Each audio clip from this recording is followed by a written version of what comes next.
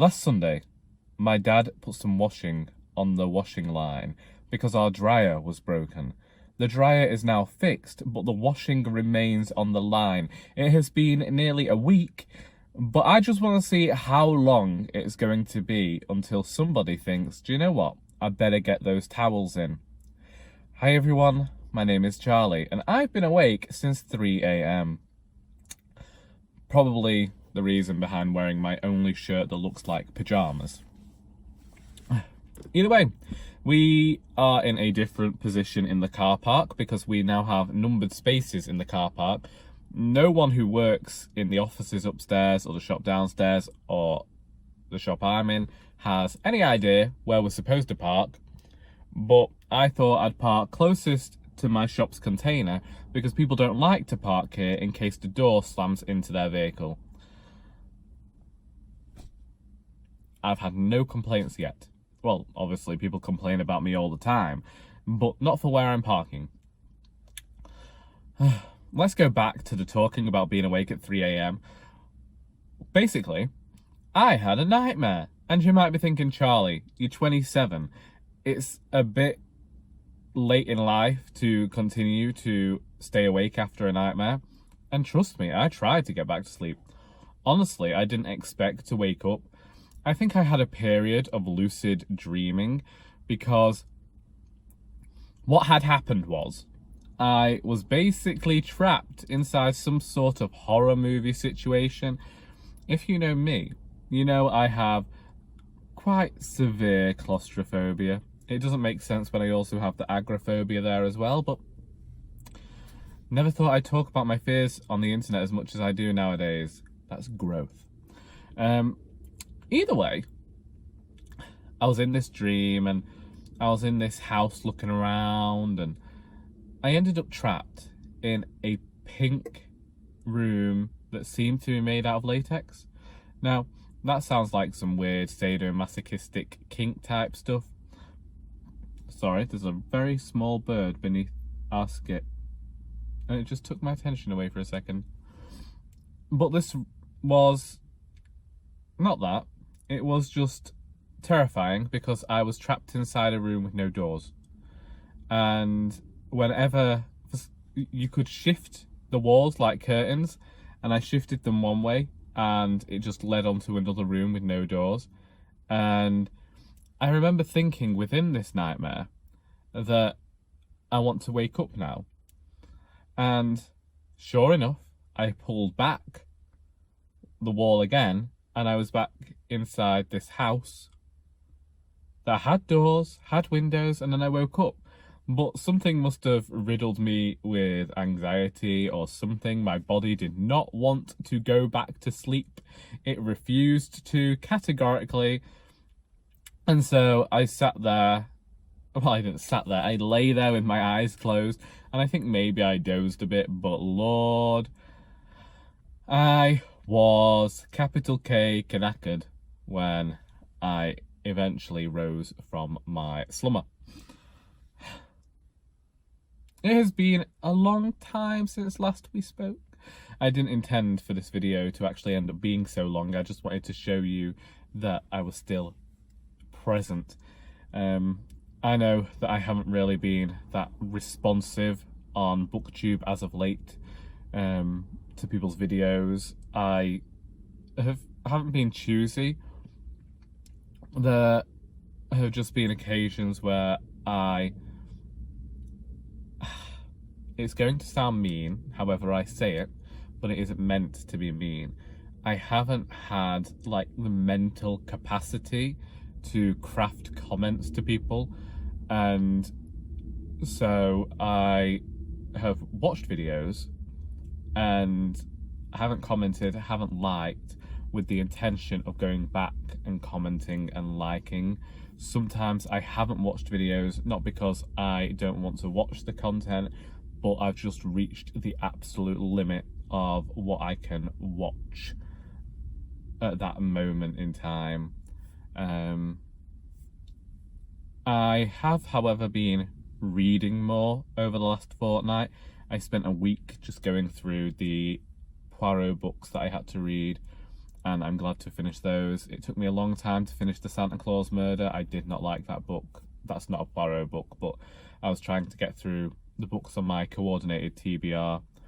I think I'm basically going to have to sack off the Monsterathon, and I'm very apologetic about that. That might have been another one of the things that has also kind of kept me away, because I feel as though not participating in something that I said I'd participate in isn't being supportive of the creator, but I just haven't been able to find whatever sort of strength you need to read. It makes no sense, but I just haven't been able to. And it's no sort of sadness or maudlin thing. I'd say it's a bit similar to a burnout, but it's not. It's just, sometimes you want to read and sometimes you don't. And unfortunately, this was a month where I did not want to read.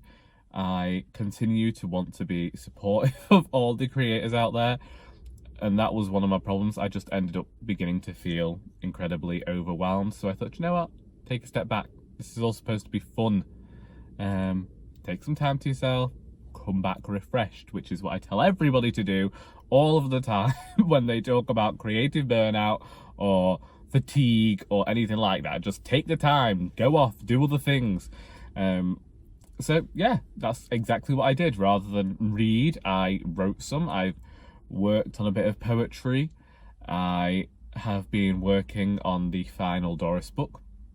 Not much. I've been working on that properly for about a week, and I've only done 3,000 words, but every little helps, as they say. Actually, in terms of this story, I'm 3,000 words in and I haven't actually got to the story yet, so I'm worried that Harold might have grown a bit, as I said about Doris Ahoy, grandiloquent in his old age, and he's just going to continue to talk, and I'm just going to have to hope that in the end I can turn all of these words into something that people will actually like. But I am looking forward to this story. I planned it a while back. It's been through a few changes since then, when I've decided I wanted to talk about other things, and obviously because I removed the novella from the start of it.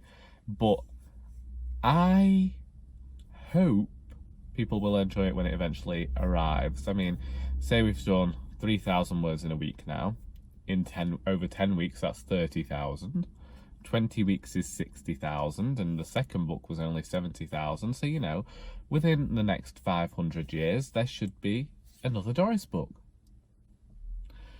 I had another haircut. I don't know whether you'd noticed. Yesterday, I had it properly done, like you do at the hairdressers. You go in, I told them exactly what I wanted. It had been 3 months since I'd been for a haircut, and then my sister asked whether I could look after Floss for the afternoon. It's like, of course I can look after Floss. I mean, I was in work, but I just tied her to a chair. She was fine. Customers were playing with her. Somebody bought her a ball. I don't know whether he meant to buy her a ball, but he left it with the dog. And my sister came, brought the dog, didn't realise I'd had a haircut. Went home, my dad didn't realise I'd had a haircut. My mother arrived, didn't realise I had a haircut. I followed my brother around and he went, "You've had a haircut." And I was like, finally, he said, "You were following me around. I guess something had changed about you." This is how observant my family are. Maybe this is the reason all of the washing has been on the line for a week. I want to talk about some of the books that I have been reading anyway, because I'm not really sticking to anything. Everything's a bit up in the air. I can't find a book to focus on. I'm meant to be buddy reading Cannery Row with Dane of Dane Reads. He's finished it now. He's mentioned it in a video, and I have still...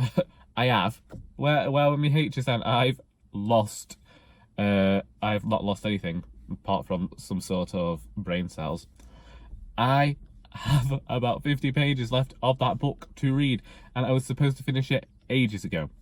I don't think that I'm going to be reading We Cast a Shadow by Maurice Carlos Ruffin. I think either I'll donate it, or there is a certain booktuber I think might like it, but yeah,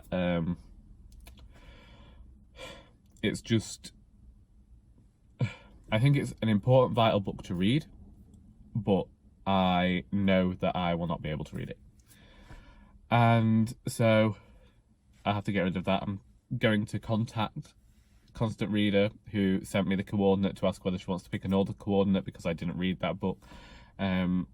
But I'm also reading Clariel because I was thinking of unhauling that book, and I started it and I ended up 200 pages in by the end of the night, and I thought, I don't understand why so many people gave it this book bad reviews, but maybe that's why I've ended up enjoying it more, because I had nothing to look forward to with this book. And then for some reason I started reading Bleak House by Charles Dickens last night and ended up thinking that it was probably his most accessible book that I have read of his so far. What a revelation. It could just be that I'm old now, and so being old I can get into his style more. Maybe rather than say old Charlie, you could just, say that you've read so much of Dickens now that you almost understand his style, so you're able to read it more than just calling yourself ancient. Anyway,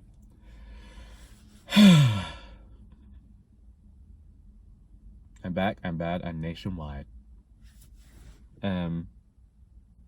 It's from 8 Simple Rules, a TV show of the early 2000s that starred Kaylee Cuoco and Katie Segal and James Garner and David Spade, because I can't remember the names of the actors who don't really have much to do besides be extras nowadays.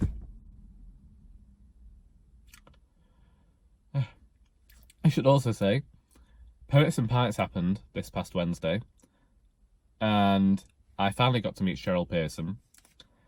And if you remember, I read her poetry collection last September. I thought it was this year because that book is still memorable in my mind. And I finally got to meet her, and she read her poetry, and one of her poems I was completely astounded by, just as much as I was astounded when I read it in her collection in the first place. And I just think that it's brilliant poetry. You should all go and check out Cheryl Pearson's poetry. You can find some of it on the internet. Purchase her book Oysterlight. It's fantastic. It is brilliant. Oh, I just adore her poetry, basically. So yes, I had to keep my inner fanboy down for